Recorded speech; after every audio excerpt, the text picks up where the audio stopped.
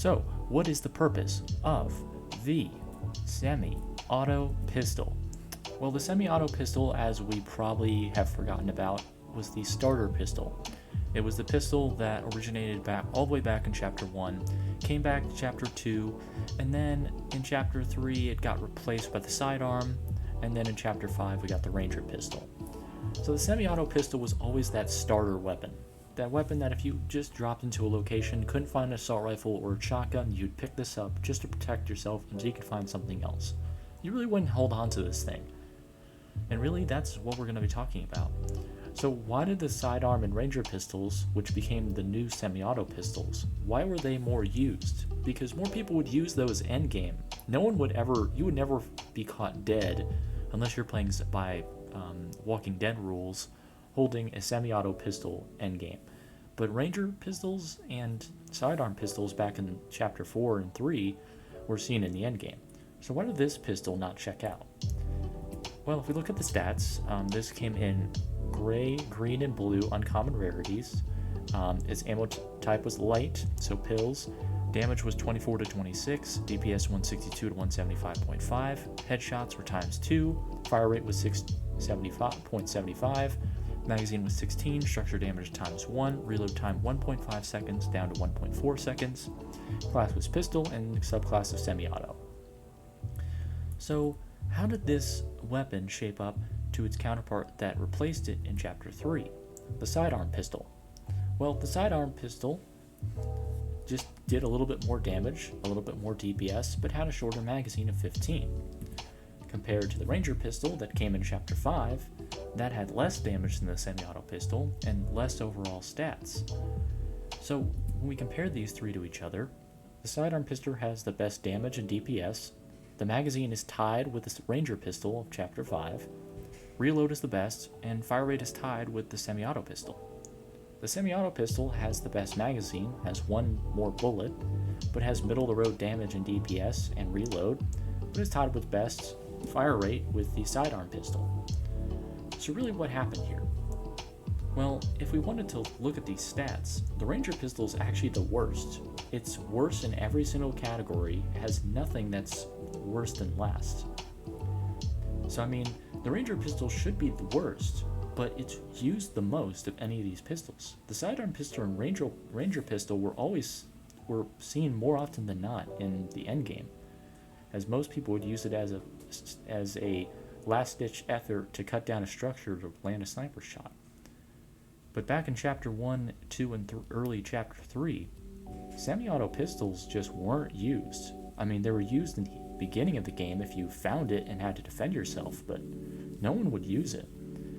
I think it just comes down to, like, back then we had stronger shotguns and we had stronger everything. Once it came to Chapter 3, the assault rifles were nerfed and shotguns were kind of wimpy. In Chapter 5, everything was pretty much nerfed because attachments were the name of the game.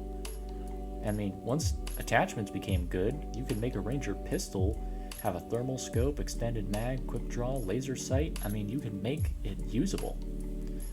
So I think with Chapter 5, the starter pistol became just another gun you could use.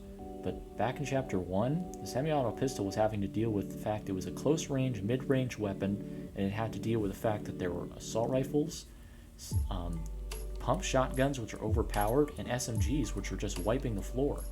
It also had to deal with the fact that if you wanted to use a gun that can just take out structures, you could pick up an LMG or a minigun. And if you just wanted a last-ditch weapon to use if you were out, I mean, you could literally just pick up anything on the ground and use it instead of the pistol. So it just became a gun people would use if they didn't have anything. But if there was anything else, like a flintlock laying around, I mean, they could just pick up that and get a couple kills with that thing. So I mean, 5 determining factors determining why this gun is useless. I mean, number 1, balanced. I mean, it was pretty balanced. It was the weakest gun in the game and it was made to be that way. So I mean, it had middle-of-the-road stats and was just pretty much just over everything else was better than it. A gray tac take down more people, and a gray assault rifle had more bullets and more range. A gray SMG had better fire rate and better DPS. So this gun was just at the bottom. its purpose, well, just to be the gun that you would take unless you found something else. If you found this thing, you'd pick it up and use it. And if you couldn't find it, and if you found something better, then you just use it. I mean, playstyle is exactly what it means. Use when nothing else is available. The sidearm pistol, you could actually use it because it just had more damage, so it justified it being better than most SMGs at the time. And since shotguns kind of sucked because there was no pump and tack, the sidearm pistol was basically just a substitution for a better tactical attack shotgun because there was no good shotguns.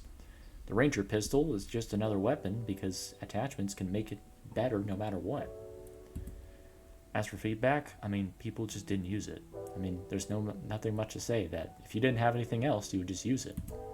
And investment-wise, I mean, every game like Fortnite always has that gun that's just at the bottom that no one really uses, like 1911s in COD, revolvers in Apex Legends, like the Wingman, Mozambique. I mean, it's all pistols that are at the bottom. You need a gun that's just there for people to use if they don't have anything else. So that's what this gun serves. Alright, thank you guys so much for watching. I hope you enjoyed the video on the semi-auto pistol. Remember to like, comment, and subscribe, and I'll see you guys next time. Toodaloo!